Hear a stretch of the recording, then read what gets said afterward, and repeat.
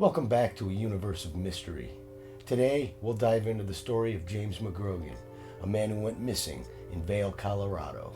On March 14, 2014, James McGrogan, a 39-year-old emergency room doctor, disappeared while visiting Vail, a small town at the base of Vail Mountain in the center of a large ski resort in Colorado's White River National Forest. McGrogan had been hiking with a group of friends when his friends decided to stop for a break. James didn't want to stop, so he decided to keep going alone, saying he'd meet up with his friends later in the day. Despite an extensive search and rescue operation, his body was not found until April 3, 2014, near Booth Falls in the Vail area. It is believed that he likely died from injuries sustained in a fall while hiking, but the exact circumstances surrounding his death remain unknown. The tragic incident left his family and friends wondering whether it was just misadventure, bad luck, or something else. It's important to note McGrogan was an experienced outdoorsman who loved hiking and exploring the mountains. On the morning of March 14, 2014, at about 8:30 a.m., Jim and three hiking companions left on a 9-mile hike to the Eastman Hut and beyond to Camp Hale. The camp is a collection of huts deep in the mountains to serve as temporary shelters for hikers or campers. This site was originally built in the 1940s as the home of the 10th Mountain Division and a mountain warfare training area. At the time, there was a lot of snow in the area, several feet deep in some places. There are two main routes from the Vail area to the Eastman Hut, one via Spraddle Creek and a more westerly route via Red Sandstone Creek.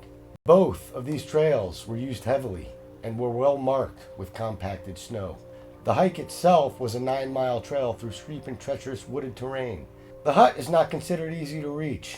Although this was a challenging hike, McGrogan and company were experienced with the outdoors and well prepared. McGrogan himself carried with him a cell phone, basic medical supplies, a sleeping bag, an avalanche beacon, a GPS, warm clothing, and plenty of food and water. About 10 a.m., with the hikers still about 5 miles from the hut, the group stopped to rest. According to his companions, Jim decided to hike on ahead of the party, and they expected to catch up with him along the way. After Jim left the others behind to hike alone, he vanished. With the rest of the group reaching the Eastman Hut, it was late afternoon on March 14th. There was no sign at all of McGrogan. He was never seen alive again. By 5:30 p.m., the hikers had notified the Vail Department of Public Safety and subsequently the Eagle Valley Sheriff's Department. A rescue operation was started over an 18-square-mile area. McGrogan was well equipped, so authorities were not too concerned. He had food, water, and warm clothing, all the essentials needed to survive.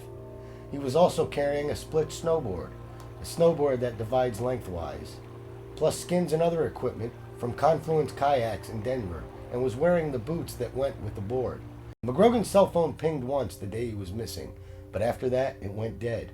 Over the next 3 days, teams of searchers on foot, snowmobile, and 3 helicopters from the National Guard high-altitude aviation training site based near Gypsum, Colorado, searched the area, but by Tuesday, March 18th, bad weather forced the search to be suspended.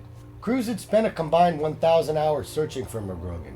A 5-day search failed to find any sign of him despite snow in the area, which would have indicated if someone was hiking or skiing off the trail.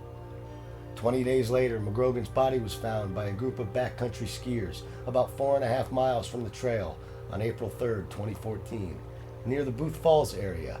The reporting party told authorities that he and 2 others were skiing the Booth Falls area when they located the dead body in an ice fall below Booth Falls. He was found wearing his helmet, no coat, no gloves, and very strangely with no boots. In his backpack, his cell phone was discovered, and in this area there appeared to be active cellular reception. Jim's snowboard was also found nearby, but his boots were never located. On April 7, 2014, Eagle County Coroner Kara Bettis said that James McGrogan died of multiple injuries, including head trauma and to the left side of his chest. He also had a broken femur, and his death was ruled an accident. What happened to Dr. Jim McGrogan? He hiked 12 to 14 miles across the backcountry in deep snow, and the snow was up to 8 feet in some places, and apparently lost his boots. Perhaps he succumbed to hypothermia and began to paradoxically undress. Why didn't he use his cell phone or GPS? Both were fully functional. Why did he become separated from his hiking group and decide to leave on his own? A very mysterious case all around from the mountain of Vail. The story of Jim McGrogan is a tragic reminder of the risks and dangers that come with exploring the great outdoors. As an experienced hiker and snowboarder, McGrogan knew the importance of preparation and caution. Even the most experienced outdoorsman can fall victim to unexpected accidents and circumstances. While it's impossible to eliminate all risks when engaging in outdoor activities, there are several lessons that can be learned from McGrogan's story.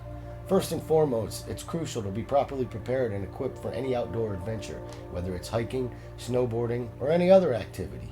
This means carrying appropriate gear, checking weather conditions, and informing others of your plans and expected timeline. In addition, it's important to always stay aware of your surroundings, follow marked trails and boundaries, be mindful of your physical limitations. Finally, in case of an emergency, it is important to have a plan and know how to signal for help. Through the tragedy of McGrogan's death, his family and friends have dedicated themselves to promoting outdoor safety and preparedness, as well as honoring his memory through acts of kindness and service. By learning from his story and taking steps to stay safe in the great outdoors, we can honor his legacy and prevent future tragedies.